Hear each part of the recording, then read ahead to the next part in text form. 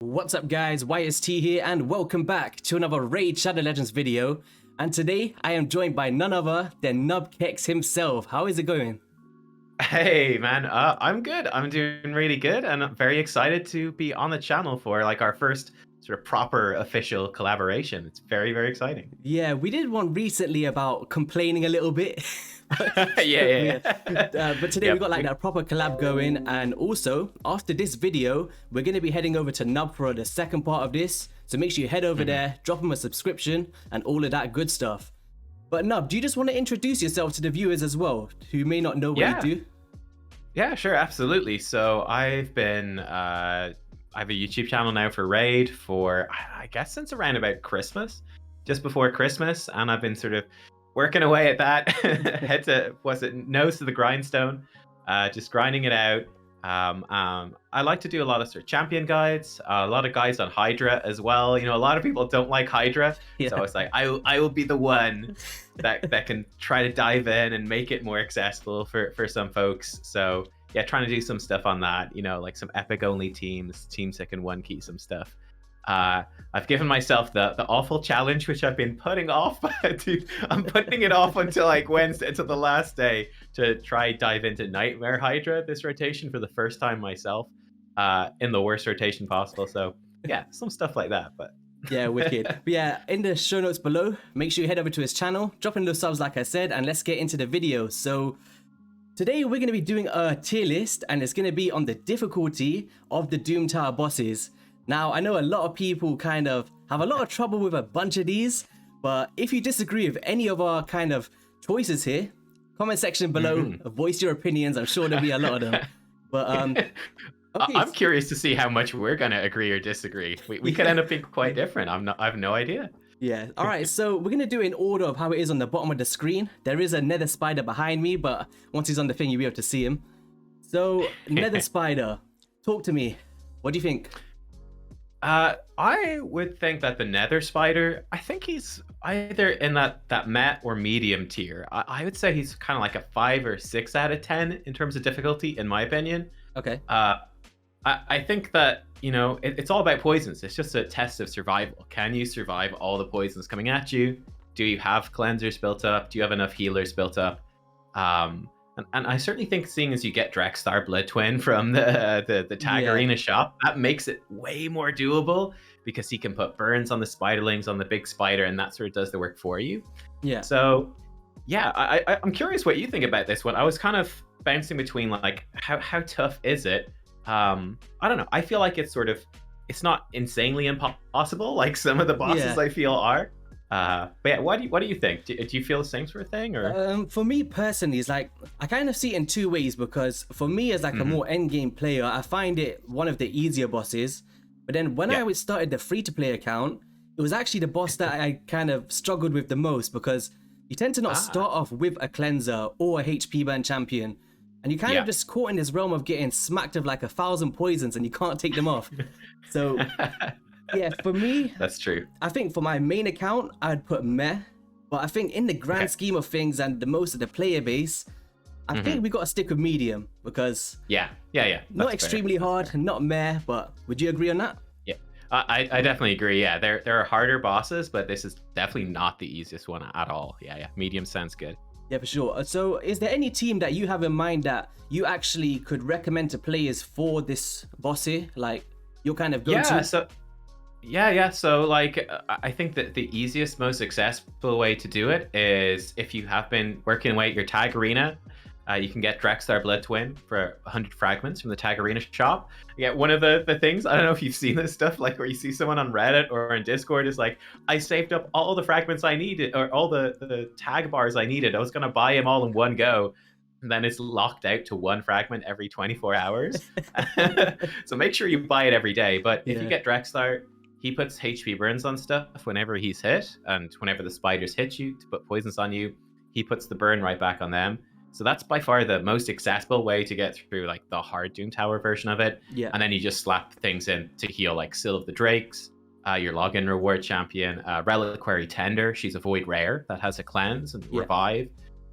So any sort of champions that you have like that can sort of heal you, keep you topped up, and you just let Drexstar sort of let them kill themselves against the Drexstar. That would be my sort of go-to easy accessible team that works on auto, works 100% of the time.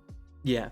I think for me, if I was to recommend anything, it'd be... I'm actually surprised you didn't say this, but it's the Geomancer strategy. That's the most fun strategy, yeah. Geomancer and Underpriest Brogni. A bit of a pay-to-win team, but yeah, pretty fun. Yeah. All right, so next up, kind of one that both of us kind of enjoy, I think so, and it's going to be Bommel. Speak to me. Okay, so for me, I would say that Bommel has got to be the hardest boss of all of Doom Tower. The thing that I was thinking about when I was looking at this list and figuring like where we'd put these different bosses was, I feel like with every other boss, there feels like there's a legitimate strategy to beat them. Yeah. I feel like with Bommel that every strategy feels like you're cheesing the boss. It doesn't feel like there's any legitimate way to actually beat the boss. Yeah. Which is just ridiculous. Like, you know, he's supposed to take more damage from bombs, but you can't really use bombs, or you can freeze the big bombs he spawns up. But again, that's not something you can actually really do. It just doesn't feel like there's a way to legit beat him. Yeah. Which is crazy. Like, what is the legitimate way to beat this boss? I don't even know how you beat him legitimately. Yeah, it does feel like you're just cheating every time that you're doing it. It's like, yes, we did it. But yeah, I don't know, man. I'd have to definitely agree with Hard. I think personally it's just a bit too overtuned. Like if they just kind of, even if they just make the dread bombs to do 20% max HP, I think just that alone will make it easy to make a team, right? Yeah. But that 40% is crazy, man. If you haven't got Vogue off, you're dead.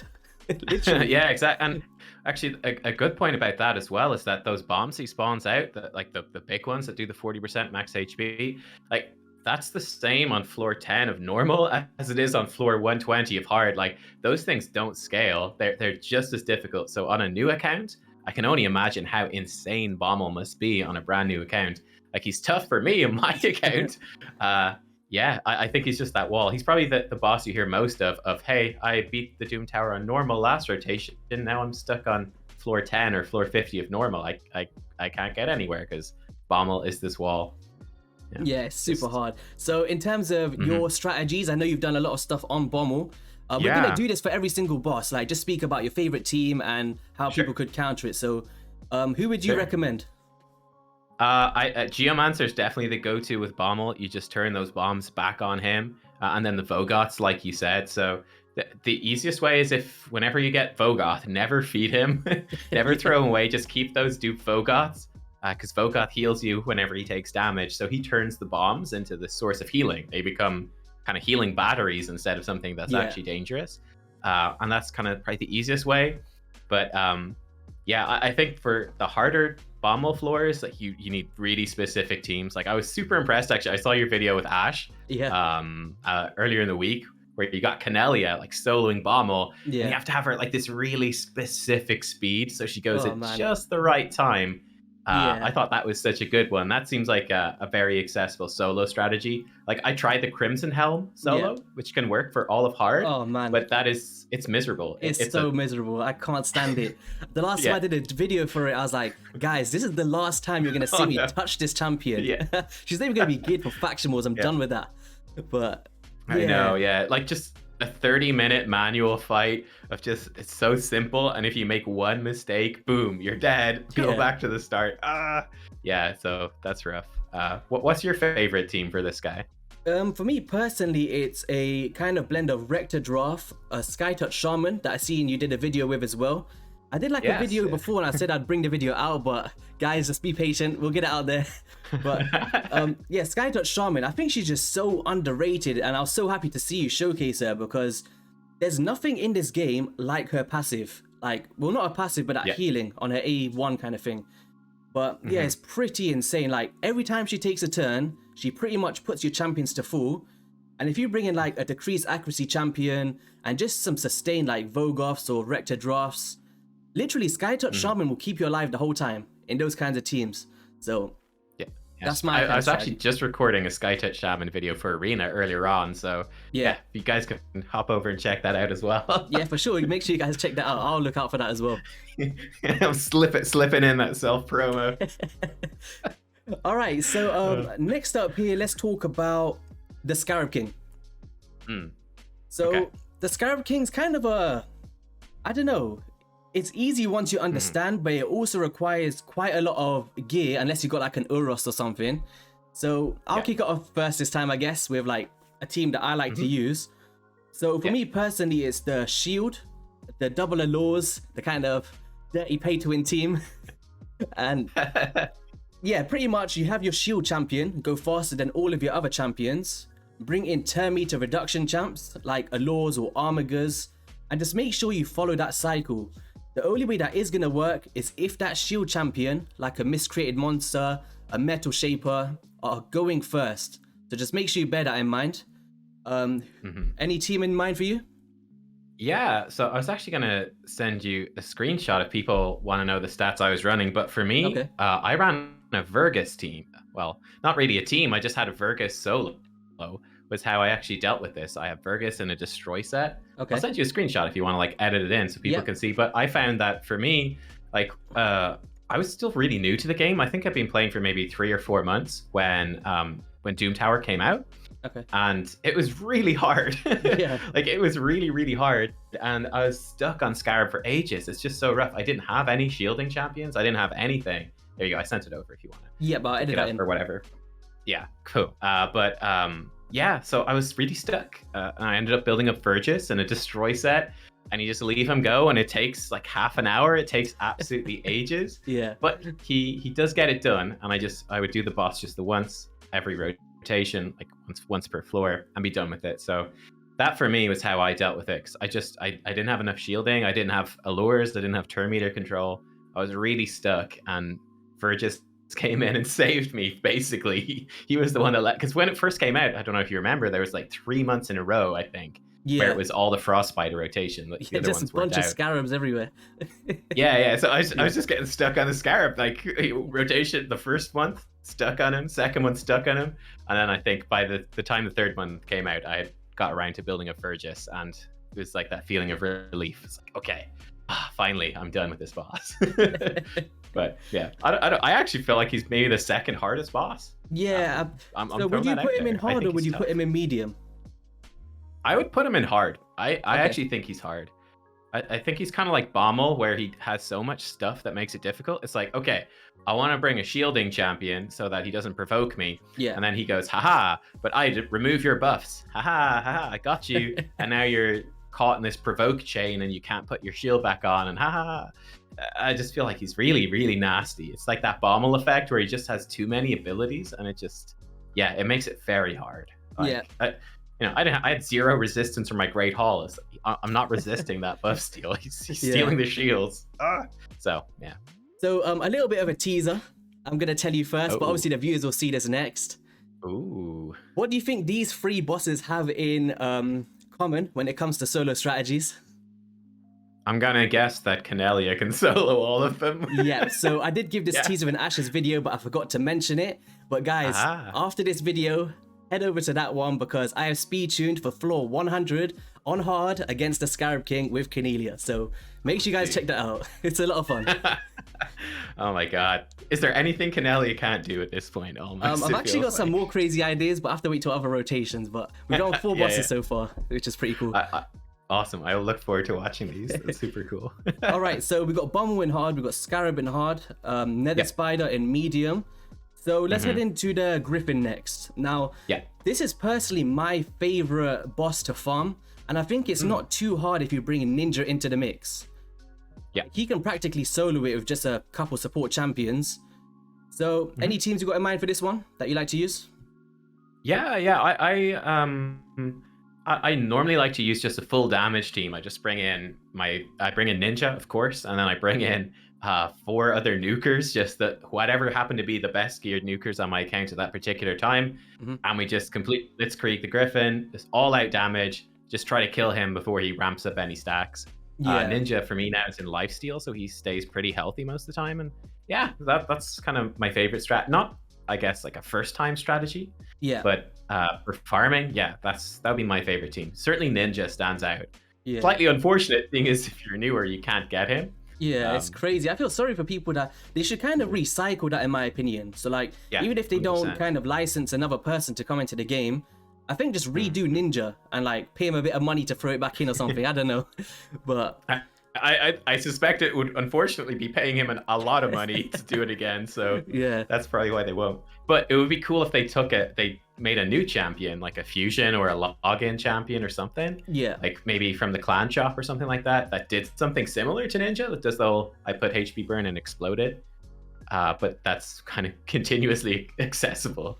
Yeah. So would you agree with me if I was to put him into, I was gonna say meh, but it really is situational on the champions you have.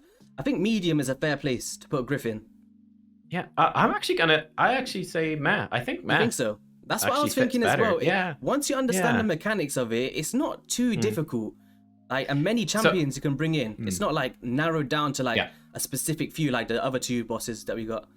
Yeah, I think Meh's a like good place. I think sort of the challenge with it is getting that auto farm. But if you're playing it on manual, like you can really time your stuff. Like, cause he strips off your buffs and does more damage. Yeah. So like if you're manualing the fight to just get the kill, it's actually relatively easy. You know, wait for that to happen and then you put your buffs on. You can put block debuffs on then to stop him putting his debuffs onto you. So on manual, you've got like tons of options and tons of answers. So yeah. I think meh. It's kind of, I think that's fair. So next one is gonna be, this is actually a boss that I think is, I'm gonna say it, I put him as the hardest boss in the game for the player base, and I'm gonna explain why as well, because a bunch of people was probably like, Bomb was the hardest, you can't say that. The reason why I say that this is the hardest boss is, there is no solo strategy for it. Literally, I have tried everything, I've tried so many champions, and I think it's impossible to solo it, whereas with all of the other bosses you mentioned, you can solo these bosses. And you pretty much have to bring in a 2, a 3, or a 4-man team. And pretty much like, you need to have some good stats as well when you're doing stage 120 to be able to survive those crazy hits. Like if you don't have a jar egg, you don't have consistent decrease attack, you're dead, literally. So yes, I don't know. The Eternal Dragon, yes. Yeah, the Eternal Dragon. Yeah. He's so tough, man. So what do you think of this boss?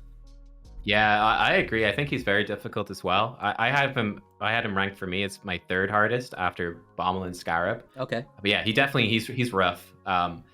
It's also very much that sort of late game helps you a lot when you do have resistance in the Great Hall, because if you can build your resistance high enough and get decreased accuracy on him, like you were saying for Bommel, that makes it much more forgiving, where you can actually start resisting his move that puts your abilities on cooldown, locks you out.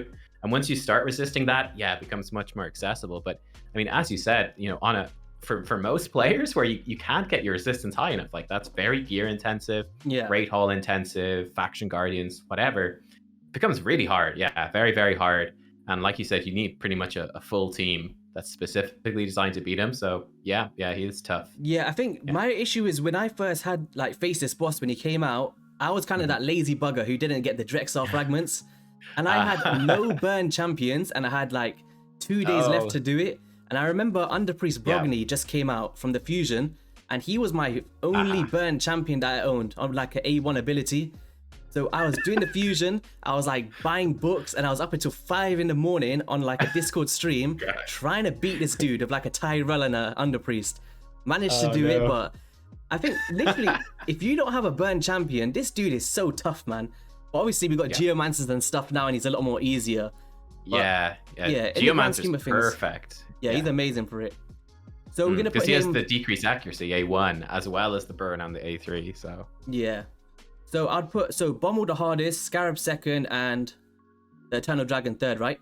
Yeah, I think he goes in the hard category as well. Yeah. He's rough. He's very rough. All right, so next up, I'm just going to put it straight into the easy category because that's all it deserves. The Frost Spider. What the heck is this thing?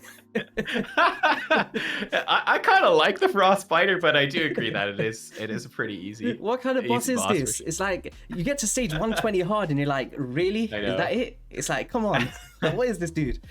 I don't think he's the easiest one. I actually think I'm going to not put him at the very bottom, but yeah, he's very easy. HP burn is huge. Yeah. I think when the thing that makes me say he's not the easiest is that he gets a huge amount of bonus resistance when he has his frost armor on. So that can be a real hassle. Like if you don't have increased accuracy, you're pretty much just sat there going, okay, let's pray for that 1% or whatever chance it is that with that much discrepancy between your accuracy and his resistance. It's that tiny, tiny chance that we randomly place HP burn, and then we're just praying that we can like replace it while he still has that lower resistance from being burned. Or like obviously once you get later in the game, you know, Lydia blocks revive with her passive. So at that point you just go, yeah, YOLO, whatever, you know, we just kill him and Lydia's passive just stops him. Yeah. All right. So shall we put him in Meh then? What do you think? Like, it's easier. There's one other boss I think needs to go in easy. So maybe Frost Spider's a bit more. All right. We'll put him next to Griffin in the Meh category. Yeah. Okay. So yeah, barely squeezing up in there. Yeah. Literally, if there was like one between Meh and easy, he'd be right there. He'd be there. Yeah. 100%. All right. So next boss, unfortunately, I've got the wrong image here, but just pretend that this Scarab King is the Magma Dragon. Like. Yes. Guys, when you're doing the campaign and there's that stupid dragon on like floor 7 or something, that's how easy the Magma Dragon is. Like, what the heck is this, man? Yeah, like, I do find it so funny that you've got a boss like Bommel and you're reading through his abilities, you're like, oh my god, like he counters everything, what is going on? And then you got this Magma Dragon and it's like, I guess we just provoke him, he doesn't do anything for the whole fight. He's just sat there.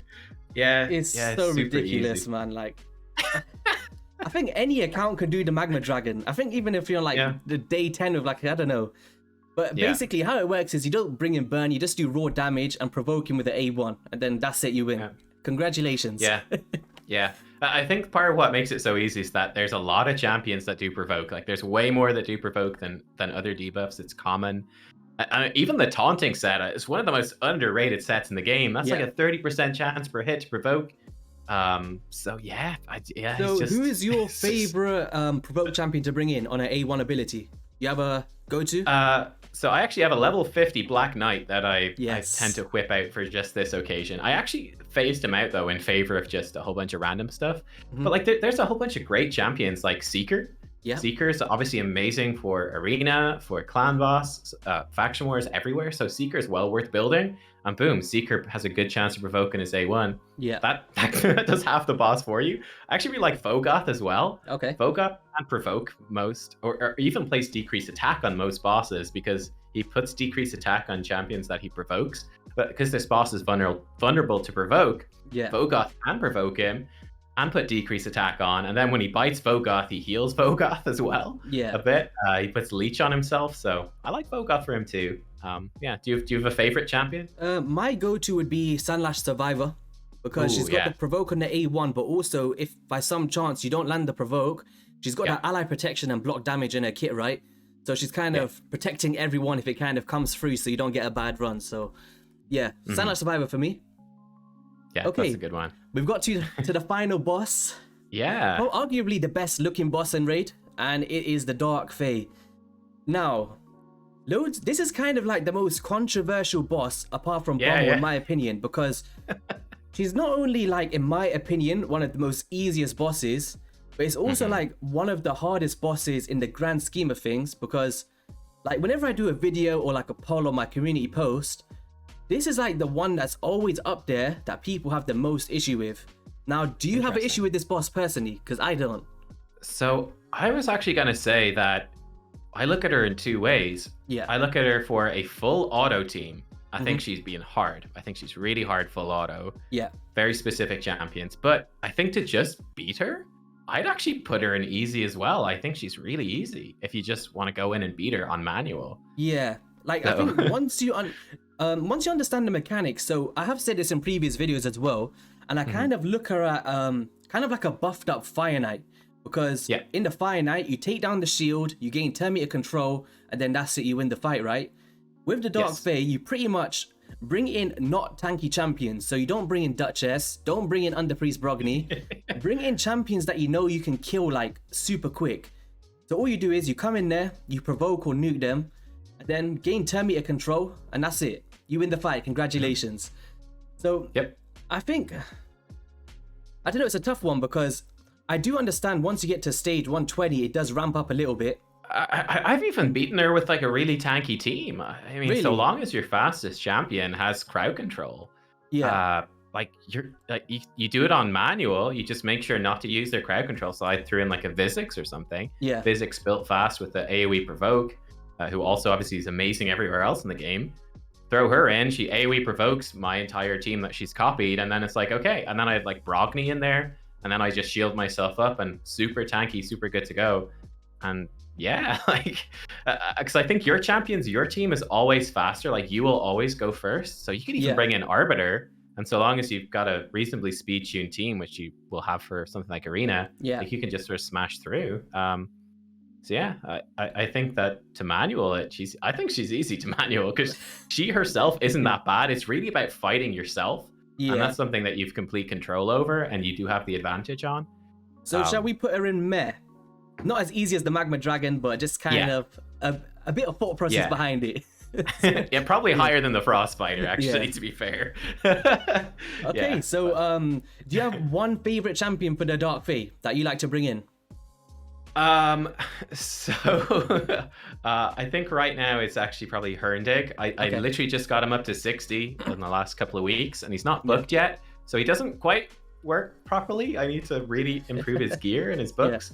But Herndig is like the go-to champion for doing it on auto, because Herndig just does so much damage, and he gets like extra turn even on his A1 when he kills someone. So he's the perfect champion for just wiping out your entire team really easily. Then he even has turn meter control for the boss as well. Yeah. So yeah, Herndig would be like I think the best champion in the game, probably for Dark Fae. So yeah, he'd be my go-to. Yeah, so for my personal favorite champion, it's going to be Grohog the Bloodied, and it's kind of very similar to Herndig in my opinion. I'm not sure if you've seen the video. Have you seen it? I did see it. Yeah, I was really interested. I never saw anyone else use a Grohog, so it was really cool. Yeah, so since the buff, it's like, what Herndig does is, you go in, you kill one of your enemies, you kind of get the extra turn and kill the rest, right? But with Grohog the Bloodied, it's pretty much a similar thing, because you're going in, you're stealing a turn meter, then you're doing the AoE, and it's the same kind of thing. And I've done it on full auto like plenty of times. If I do like a run of 7 super raids, about 4 of them win. So it's pretty consistent.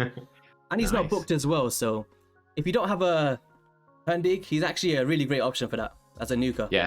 Yeah, he seems great. Yeah, and he even does decreased speed on that A1 too, which is turn meter steal. Easier. He's got weakens. Yeah, it's got everything. Yeah, he's a great champion for Dark Fae. So yeah, there we have it. So we got Bommel, the Scarab King, and Eternal Dragon in hard.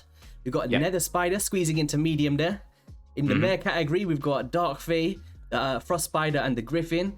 And then easy, we don't even have the right picture for him because he's not worth it. He doesn't deserve his own picture, he doesn't deserve it. The Magma Dragon.